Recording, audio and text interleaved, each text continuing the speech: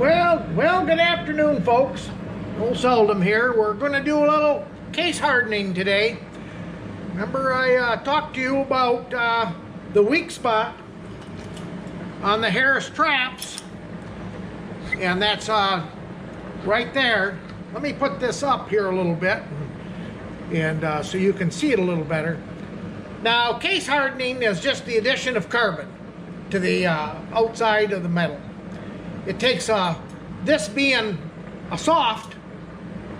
In fact, Harris didn't even know what kind of mild steel it was. So it was probably, you know, maybe even 1020. I doubt if it was 1018 even. So we're gonna case harden it, and that'll kick the rock well up, and it'll make it so it won't bend so easily. When I repaired the bent traps, they bent really easy. I think I mentioned that in my other video. Well, once I've case hardened them, oh man, they're hard. So let's do one, and it's really simple. What I'm using is cherry red, and I've had this a few years. I bought it for case hardening the trigger and the edge of the pan on my MB 650s, because I could see where those edges would round off real quick with the steel they use, so I case hardened them, and it worked real well. So anyway, I hope you can see it, what I'm doing.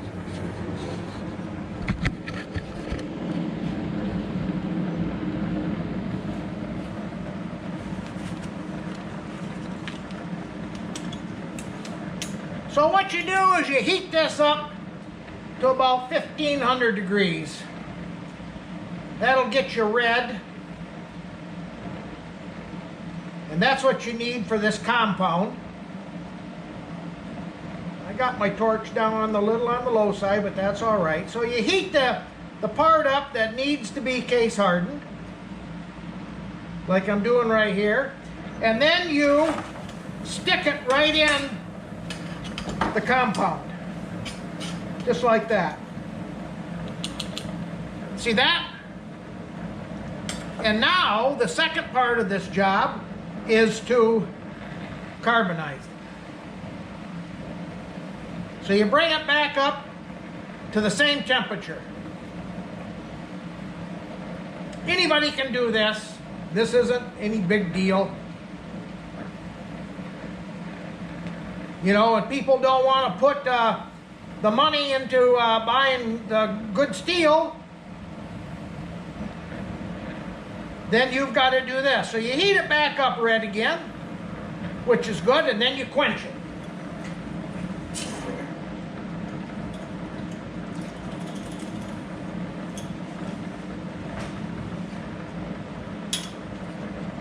And this is what you get. You can see that.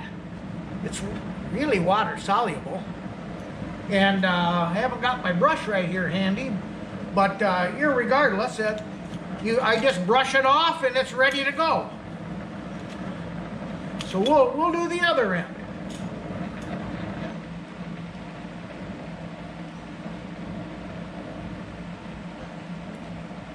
Because it really does increase the rock well. See, this carbonization of the surface, it only goes in like 10/1000ths of an inch.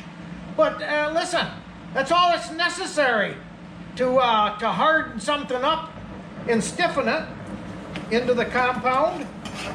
Make sure it's covered well while it's red, like that.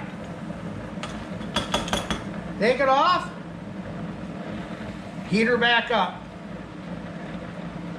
Back up to, like I said, about 1500. Probably I'm heating mine a little higher than 15.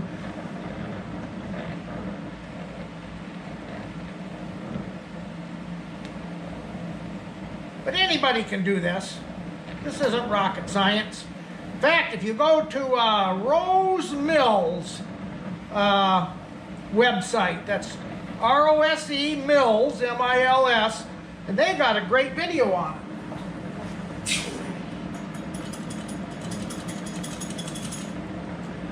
And there, it's done. Now I'll just brush that off and put her back together. But yes, it certainly has hardened that that trigger up considerably. I know they said that you can increase the Rockwell hardness C on 1080 steel up to 60. Well, that's a big deal. You know, if you're only at 40 or 45, going to 60 is a big deal. I don't think this has a Rockwell anywhere near that. And what disturbed me, I'll be frank with you, when I asked Harris what grade of steel that was, because it's the wrong steel for this. But of course, if you go up in hardness into a stronger, not necessarily stronger, but harder steel, the price goes up too. I mean, probably double for the steel for that trigger. Now I don't know what that equates to with the sale of the price of the trap. But listen, when a manufacturer can't tell me the grade of steel, that's not right. I don't give a shit. That means he's contracted that all out and he's here, go build it. So that bothers me a lot. Now I don't know if this is the cure. I believe it is the cure. If it isn't, such is life.